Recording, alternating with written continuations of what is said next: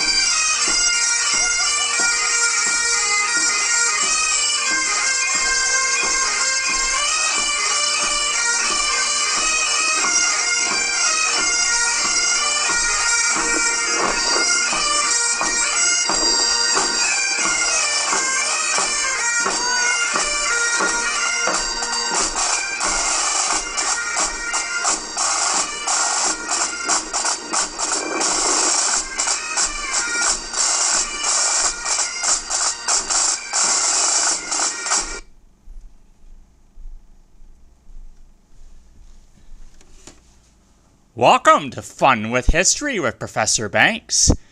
And today we are going to look at the last part of World War II. It is called End. Number 26. End to War? Communism, Death, and the UN. Aftermath of World War II. So welcome to Fun with History. And I hope you liked that. That was actually, just to briefly tell you, every first weekend of June to commemorate the D-Day landings in Normandy. My grandpa was in the 1st Hussars, and every first weekend of June here in London, they have a service in Victoria Park, where they march from City Hall to the park, marching to that exact song. So that's why I did that. And as you can see, this is what my grandpa would wear on that day, too. He wore a tie, beret, and a blazer. Anyway, that is what that introduction was about. Let us get to the music introduction, shall we? And get into this lesson.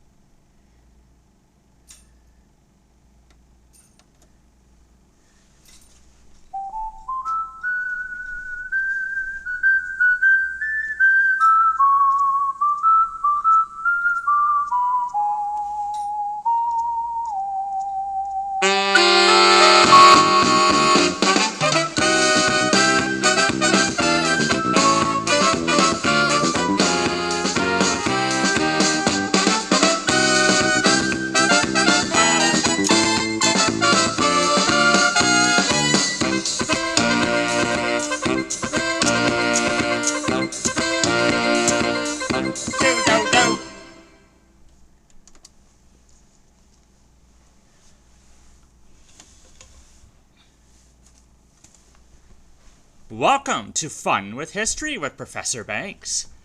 And let's just bring this in, shall we?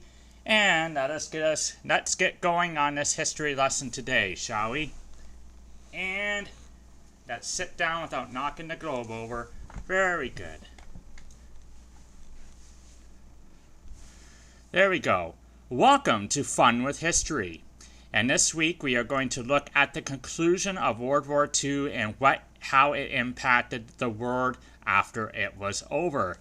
But what I want to do today is, I know I usually share a funny joke, but today is a bit of a serious thing, okay? Again, like at the conclusion of World War I read In Flanders Fields. So I've got another poem here for you today. Maybe not as well known, but it is a poem nevertheless, written by an American soldier who served in World War II. His name is, let me just bring it up here for you. His name is Robert Leckie, okay? So he served in World War II, and he wrote an actual complete narrative, actually, called Helmet for My Pillow. But I'm just going to read you a portion of it here today. It's kind of in a poem stanza, kind of a poem format. So it's called Helmet for My Pillow by American soldier Robert Leckie, sorry. So this is how it goes. A helmet for my pillow, a poncho for my bed. My rifle rests across my chest, the stars swing overhead. The whisper of the kunai, the murmur of the sea, the sighing palm and night so calm betray no enemy. Here, river banks so silent, you men who sleep around, that foreign scream across the stream, up, fire at the sound. Sweeping over the sand spit that blocks the Tenaroo, with Banzai boast a mushroomed host, vows to destroy our few.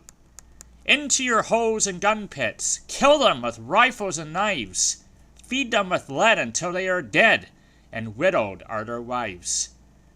Sons of the mothers who gave you honor and gift of birth, strike with the knife till blood and knife run upon the earth.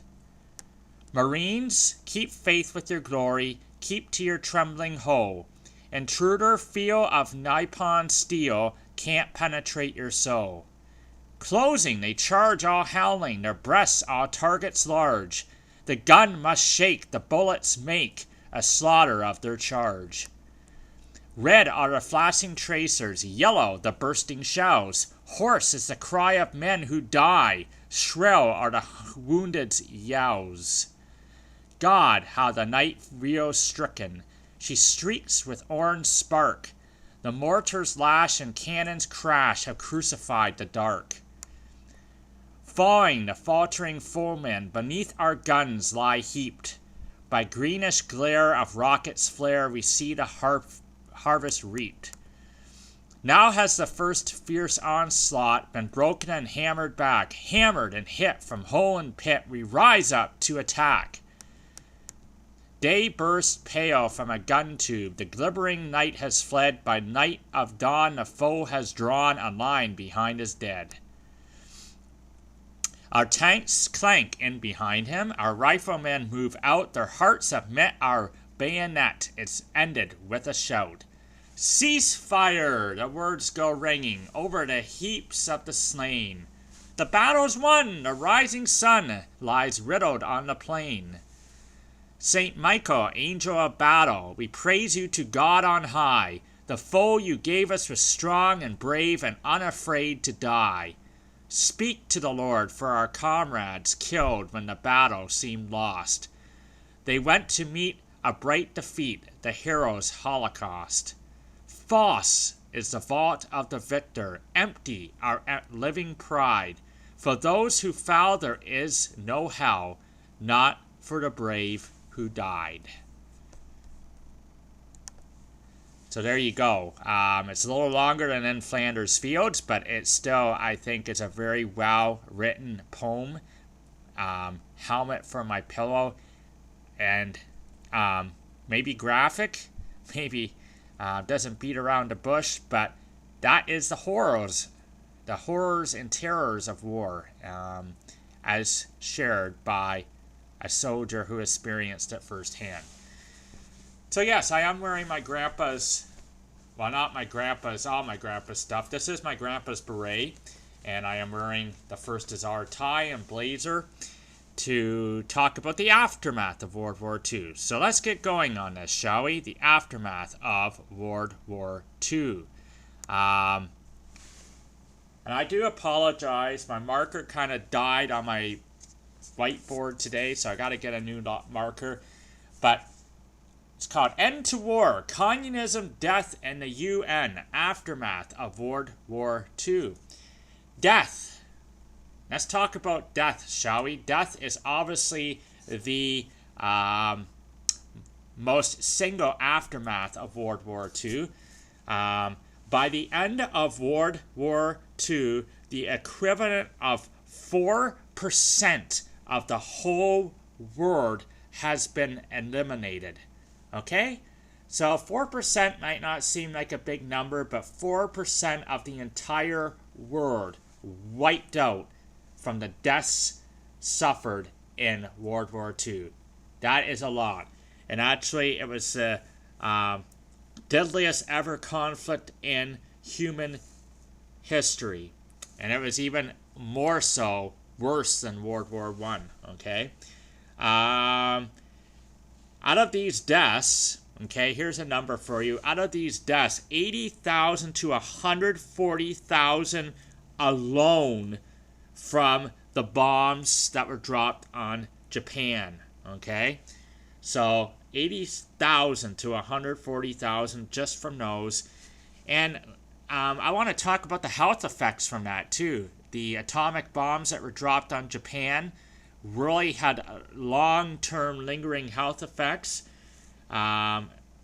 Essentially, nuclear rain was caused from this.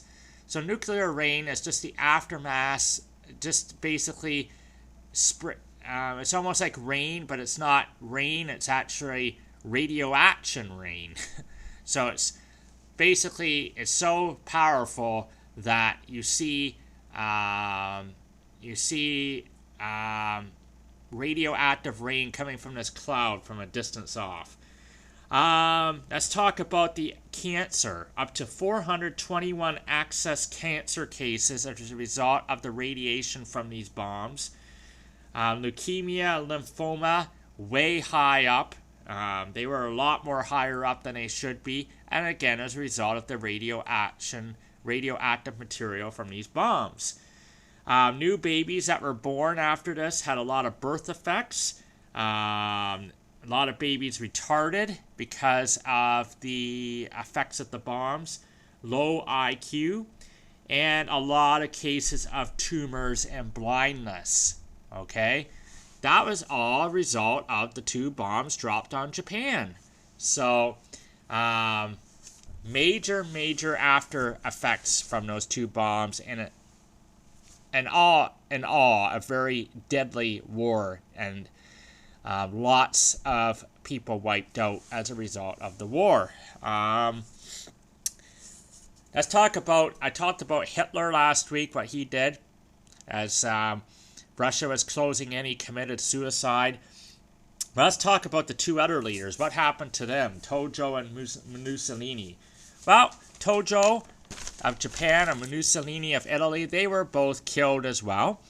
Tojo was actually arrested and found guilty of military war crimes. And so Tojo was executed. And Mussolini was also executed, although he wasn't arrested. He was just went directly to execution. I think somebody higher up actually took liberty to take care of him and executed him. So the two other leaders both dead after World War II as well. So the three major dictators that caused this whole war all dead at the end of it. Okay, now let's continue on. I want to talk about Potsdam, Germany, okay? So, Potsdam, Germany, there was a conference held there shortly after the end of World War II, and they set up some peace treaties. And the countries that fought with Hitler, so Japan and Italy, all lost territory, and all of them had to pay reparations to the Allies. Now, they didn't make a big deal out of this, like World War I. By that I mean, I don't think it was ever published or ever came out how much reparations had to be paid.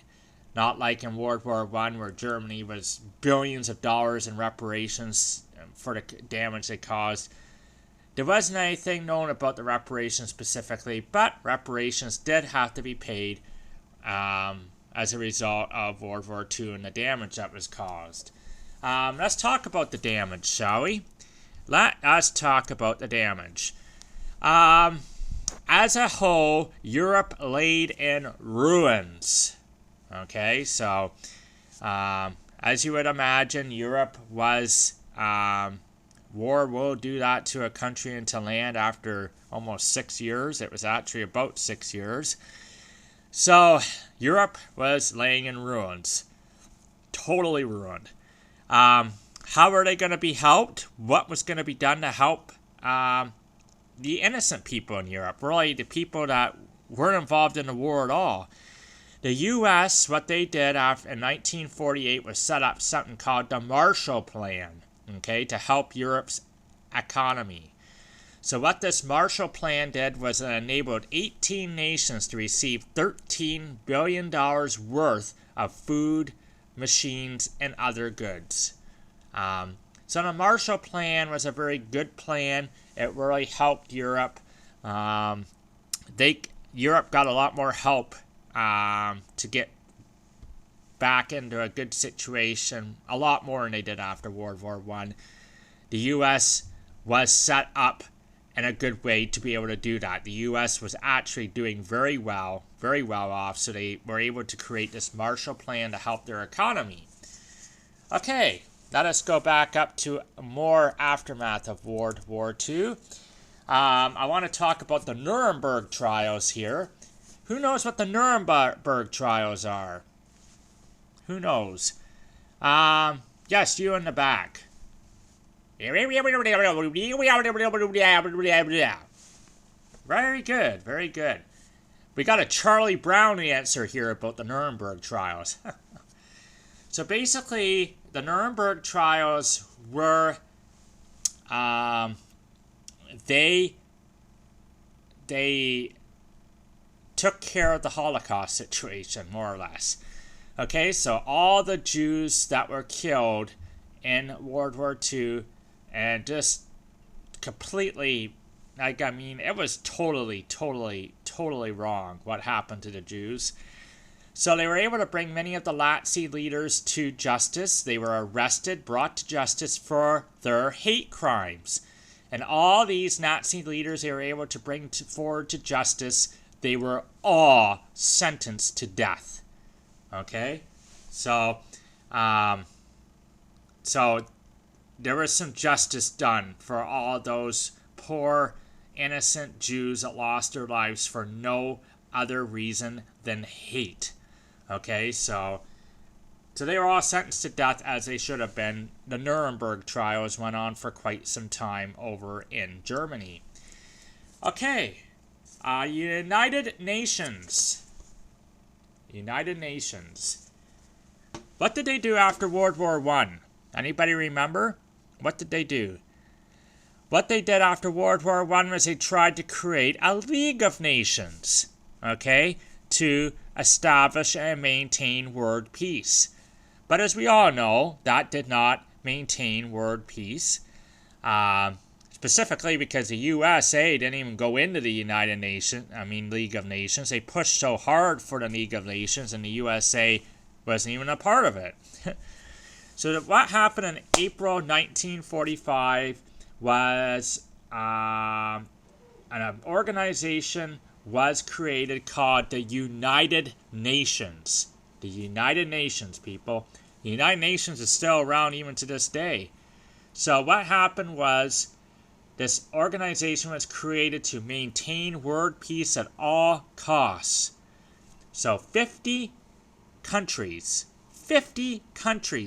signed the charter, and the United Nations was very successful, and because of the support that it got, it was able to survive, and it still is to this day. So the United Nations is created to maintain world peace. Okay, I want to talk about a couple of huge things that happened as a result of World War II.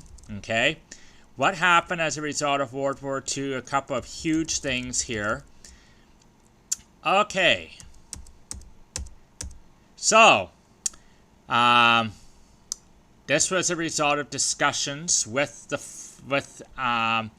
Allied powers, so Great Britain, the U.S., France, and the Soviet Union, the four major Allied powers. Okay, they sat down and they were like, you know what? In the span of 20 years, we've had two major wars that have wiped out a lot of people, and they have been very bad. So Germany, let's see, Germany fought in both of them, and Germany was the bad guy in both of them. So they sat down and they said, what are we going to do this time to keep Germany at bay? We are not going to have World War III. World War III is not an option, not going to happen. So they sat down and they said, you know what we should do? We're going to take possession of Germany. We will just control the whole country of Germany, and we're going to stay there, and that is going to stop another war from happening. So what they did was they split Germany into 4 parts. Okay, and I'm going to bring up a map again here, people, to show you a bit about what happened here.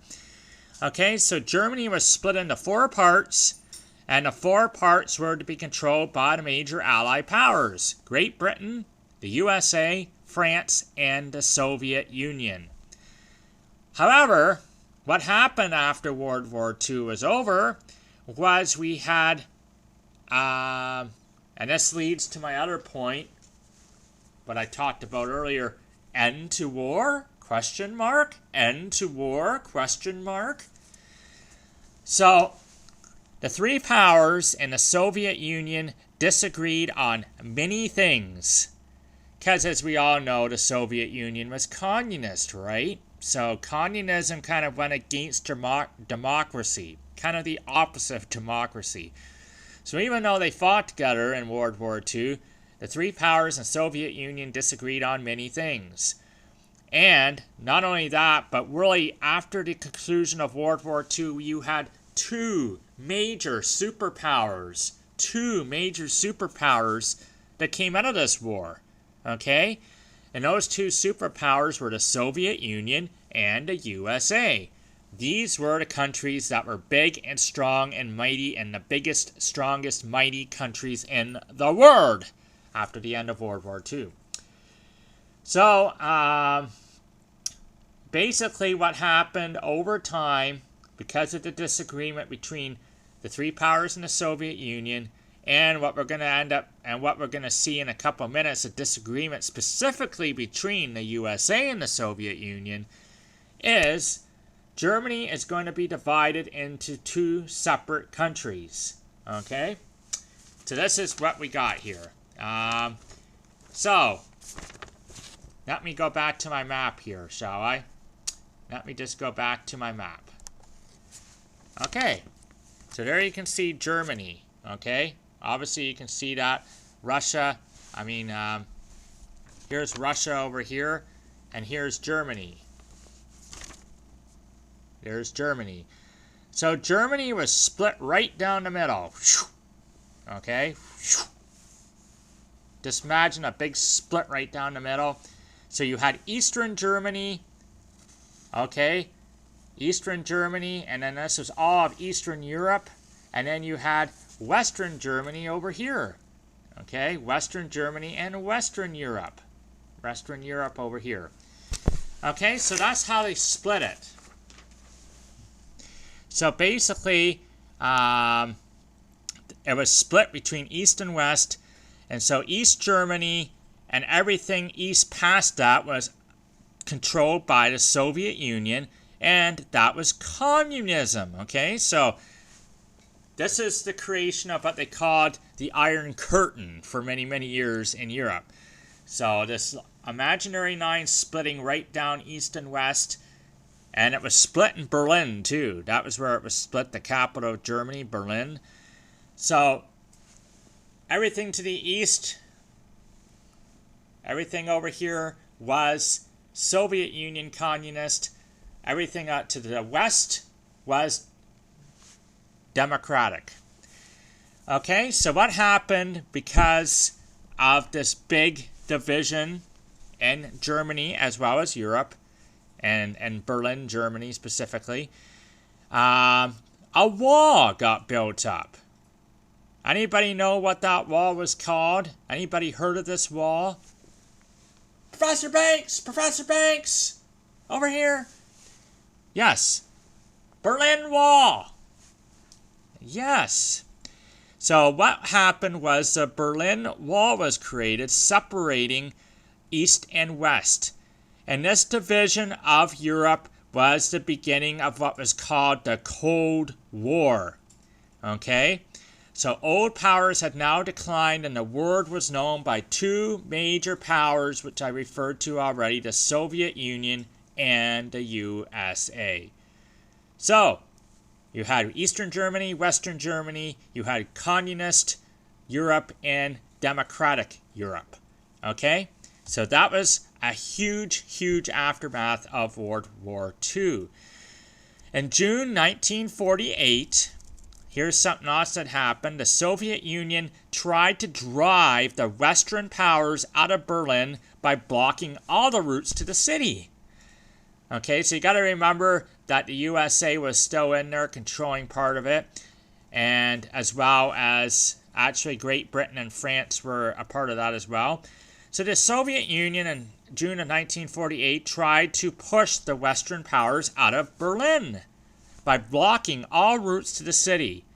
Then for a whole year, the Allies, what they did was flew in food, fuel, and other things that the people needed to survive. And after a while, the Russians kind of gave up and their blockade ended. But in 1961, the Russians built a wall around Berlin, the Berlin Wall, to stop their citizens from escaping to democratic West. Okay? So that's why the wall was built, because people were like, you know what? Communism sucks. Communism's horrible. We want to go to the West where it's better. Well, the Russians didn't want that. So the Russians built a wall so that people from the East couldn't escape to the West. So, was there an end to war after World War II? The answer is no, not really. Because we had a Cold War that went on for basically 3 decades between the USA and the Soviet Union. It was a Cold War. It was called that because there was no major fighting or no major military fighting against each other, but it was just one of those things you knew that they didn't like each other and they were being cold with each other. Okay? What I want to finish out with here as an aftermath of World War II was this was a result of the Cold War. It kind of led into this. What happened in the late 50s was the beginning of something called the Vietnam War. Okay? So let me just give you a summary of the Vietnam War. What does this mean? And this had to do with Japan, too. So Japan had occupied countries in Vietnam. Okay? So first of all, that is a basic history to Vietnam. Japan, number one, had occupied territories there. And of course, what happened at the end of World War II was Japan was defeated. Japan then no longer had occupied territories in Vietnam. And one of those occupied territories that Japan had, the French returned to that territory. Okay? And again, this is a history lesson. Okay? Let's go rewind back in history. The French originally had the territory, as well as Laos and Cambodia, because it had valuable exports, rice and rubber. Okay? So basically, the French had that territory in Vietnam, then Japan had it. Japan departed from that occupied territory, and the French took it over again. But when the French came back in, the Vietnamese people didn't really like that too much. And there was a confrontation called the French Indochina War, because they didn't particularly like the French controlling things as the French colonists got richer and the Vietnamese, so Vietnam, Laos, Cambodia, those are what I'm talking about, also known as Indochina, they got poorer. So the French colonists got richer, the Vietnamese got poorer, and many lost their livelihood. Okay? So this was a war between the French and Vietnamese from 1946 to 1954. And the French was ultimately defeated. But then the USA came into the picture because this goes back to the Cold War. Obviously, we saw the split in Europe. So basically, the USA or Russia were in control of things in the world after World War II. They were the two major powers, and they pretty much had the power to do anything they wanted in the world. So, and we know what Russia was, right? What was Russia? Communist! Communist! So the U.S. was keeping an eye on Russia, and they were keeping an eye on China as well, because China was communist too, right? China still is communist. So since there were small communist remnants in Vietnam present, the U.S. got worried. Okay? U.S. Democratic, Russia communist, Cold War. So the U.S. got worried that all of Asia would become communist too. Okay? And that scared the heck out of the USA. So the USA stepped in and had some advice from French officials. And what happened on August 6, 1964 was North Vietnamese people, and they were communist, okay? So that was communist territory. They fired on a U.S. ship in the Gulf of Tonkin. So the U.S. resolved to use all military force to stop this northern communist movement, okay? So this was what caused the Vietnam War.